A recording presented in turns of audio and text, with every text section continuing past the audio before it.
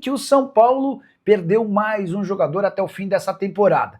Para completar, te trago novidades do São Paulo resolvendo um problema milionário, pesquisa polêmica envolvendo times de futebol e arbitragem, além das últimas do mercado, bastidores, finanças e muito mais. Fala aí pessoal, sou Jorge Nicola, bem-vindos a mais um vídeo do canal. Antes de mais nada, só pedir para você deixar like e se inscrever no canal. Muita gente assiste aos vídeos e não é inscrito, dessa força, combinado? Hora de falar sobre o São Paulo, que segue com a bruxa solta.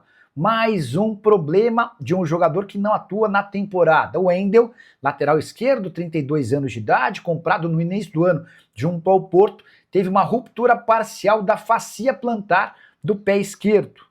Tendência é de retorno apenas para 2026. Lateral que custa ao São Paulo por mês R$1 milhão, entre salários, direitos de imagem e luvas.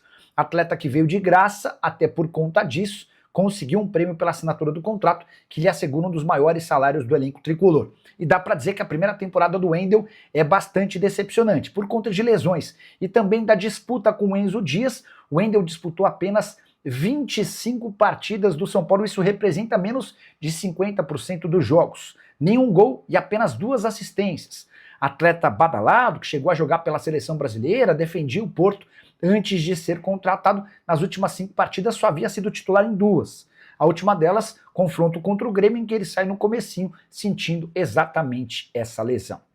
Só para lembrar de outras péssimas negociações e custos-benefícios horrorosos no São Paulo, podemos citar Oscar e Lucas Moura. O Oscar ganha R$2.300.000 por mês, Lucas Moura ganha R$1.800.000 mensais e ambos juntos não jogaram nem 40% das partidas do São Paulo na atual temporada. Hora de falar sobre o São Paulo, que não deverá contar com o Juan Dinenno para 2026. O argentino, contratado algumas semanas atrás do Cruzeiro, não vingou. E a relação é bem ruim do lado do São Paulo e também do Dinenno. O argentino já confidenciou a pessoas próximas que está incomodado com o fato de o Crespo não lhe dar oportunidades. Ele nem saiu do banco de reservas nos 2 últimos jogos, na vitória contra o Fortaleza e na derrota contra o Palmeiras, mesmo com uma série de problemas e desfalques para o setor ofensivo. A posição dele não tem 3 centroavantes. Jean Francisco, o Caleri e o André Silva, todos com passagens por cirurgias. Eles tiveram de se submeter a cirurgias e só voltam na próxima temporada. Existe uma chance remota de o Caleri ainda reaparecer nesse ano. Diante desse cenário, não sendo utilizado mesmo com a ausência de um centroavante para concorrer com ele, o Dinenno já começa a preparar as malas para deixar o tricolor. O fato de o vínculo se encerrar no fim dessa temporada é um facilitador. Desde que foi contratado, o Dinenno fez 8 partidas e apenas 1 gol pelo São Paulo.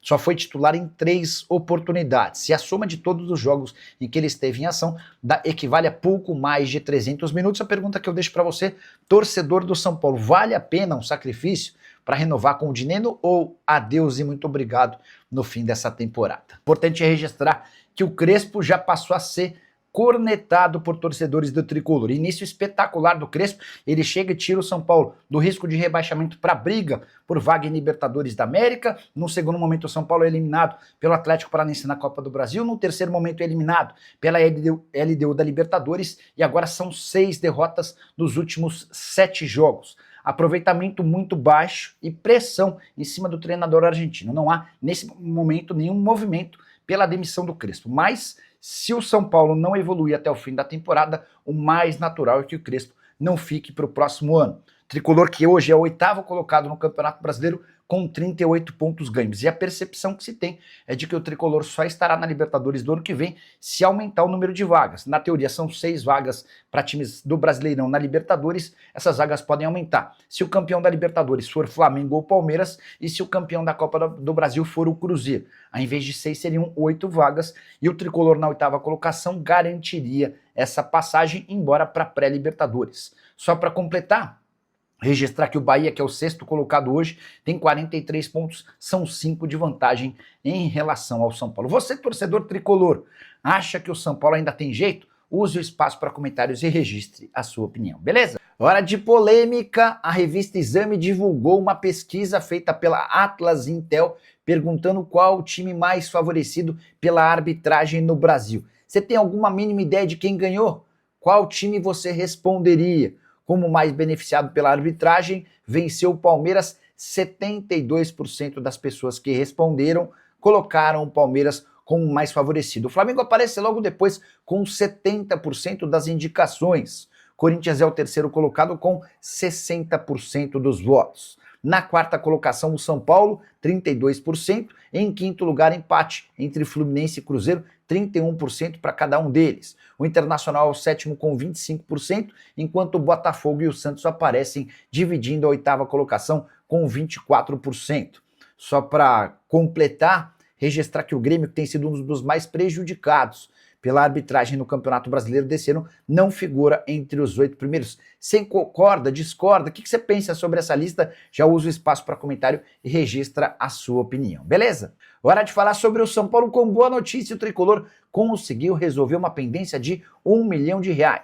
Vale a lembrança de que na metade desse ano, São Paulo utilizou um atacante chamado Gustavo Santana, que pertence ao Cuiabá e está emprestado ao tricolor. Esse atleta jogou por 6 minutos, num confronto justamente contra o Cuiabá, no Campeonato Brasileiro Sub-20. O tricolor tinha se esquecido de que havia uma cláusula no contrato de empréstimo prevendo uma multa de R$1 milhão caso o Gustavo Santana fosse utilizado contra seu clube, que detém seus direitos econômicos. Pois bem, Cuiabá passou a fazer cobranças, foi à Câmara Nacional de Resolução de Disputas e ameaçou não liberar a venda do atleta caso essa dívida de R$1 milhão não fosse resolvida. Nos últimos dias, com a participação do empresário Luiz Piracicaba, São Paulo e Cuiabá se acertaram. O tricolor conseguiu não fazer o pagamento dessa multa comprando um percentual um pouco maior do que estava estipulado. Por contrato, o tricolor poderia adquirir 60% dos direitos econômicos por R$700 mil. Eu soube que o tricolor pagou um pouco mais do que esse valor e ficou com 80% dos direitos econômicos. O Cuiabá ganha porque fica com 20% do valor de uma venda futura, imaginando que o Gustavo Santana possa performar bem no São Paulo e assegurar uma boa grana num futuro não tão distante. Esse jogador hoje é o artilheiro do Campeonato Sub-20 paulista pelo São Paulo. Ninguém marcou mais gols do que ele, eram 9 gols em 18 partidas. Ótima informação, até porque gastar R$1 milhão de multa por um atleta que jogou apenas 6 minutos parecia algo super esquisito, né? Óbvio que o São Paulo quis entender as responsabilidades. Quem colocou o Gustavo Santana para jogar desconhecendo essa multa? E hoje as suspeitas estão em cima do executivo das categorias de base. É isso aí, então, torcedor tricolor, deixa a sua opinião nos comentários, não esquece também de deixar aquele like, se inscrever no canal, ativar o sininho de notificações para você não perder nenhum conteúdo do maior clube do Brasil, o nosso amado tricolor paulista, o São Paulo Futebol Clube. Então, já usa aí o espaço para comentário para registrar a sua opinião sobre Dineno. Será que deveria ter mais oportunidades aí o atacante, o centroavante que veio aí do Cruzeiro? Ou deve mesmo deixar o São Paulo, principalmente para a próxima temporada, onde teremos, né, o retorno de Jonathan Calleri, também o Jean Francisco se recuperando de lesão. Já usa aí o comentário para registrar a sua opinião. Também vamos falar aí também sobre essa bruxa solta no São Paulo, né, de lesão. Vários jogadores ficando lesionados, o clube com diversos desfalques. Você acha que está com algum problema médico aí, né, deveria trocar o departamento médico ou alguma coisa aí de físico nos jogadores? Deixa aí, né, para a gente tentar debater aí e encontrar a melhor solução para poder resolver essa questão no São Paulo, né? Muitos jogadores lesionados, o clube aí jogou contra o Grêmio com cerca de 10 desfalques, né, quase o time inteiro. Então isso aí é muito complicado.